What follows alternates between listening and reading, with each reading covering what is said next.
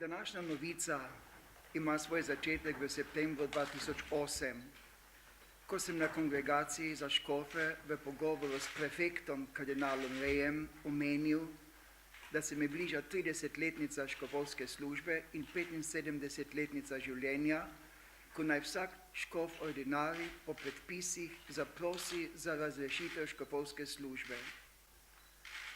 Takrat sem izrazil željo, naj sveti oče imenuje nadškofa koadjutorja za mariborsko nadškofijo.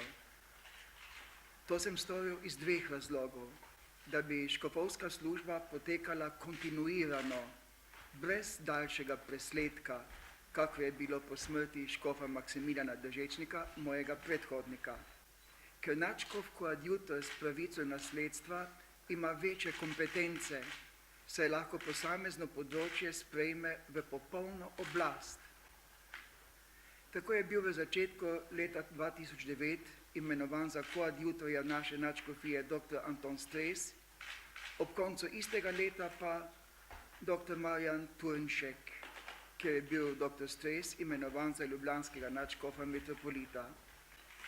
Že ob koncu lanskega leta, decembra 2010, sem omenil apostolskemu nunciju Santosu Adrilu Castelloju, da sem dopolnil 30 let škofovske službe in stopil v 75. leto življenja in da se želim odpovedati službi ordinarija.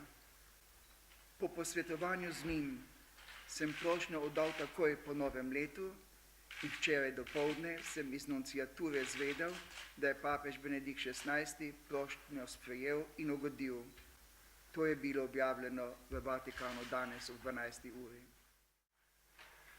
V trenutku, ko je papež Benedikt XVI. Sprejel vašo ponujeno odpoved težki in več kot 30 let dolgi škofovski službi, dragi dosedanji mariborski nadškof in metropolit, monsignor dr. Franc Kramberger, in s tem meni naložil odgovornost za mariborsko nadškofijo, se vam želim iskreno zahvaliti. Ker sem bil v zadnjem letu v nadškofiji Maribor poleg druge pomoči odgovoren za področje upravljanja z zemeljskimi dobrinami, kakor je papež zapisal v listini imenovanja, želim kot prvi korak v svoji novi službi izreči iskreno opravičilo vsem malim delničarjem in vsem drugim, ki se ob trenutnem dogajanju čutite oškodovani in prizadeti. Čeprav mariborska nadškofija ni v sistemu zvonov neposredno upravljala z imetjem, ne svojim, ne drugih, se vendar čuti moralno soodgovorno.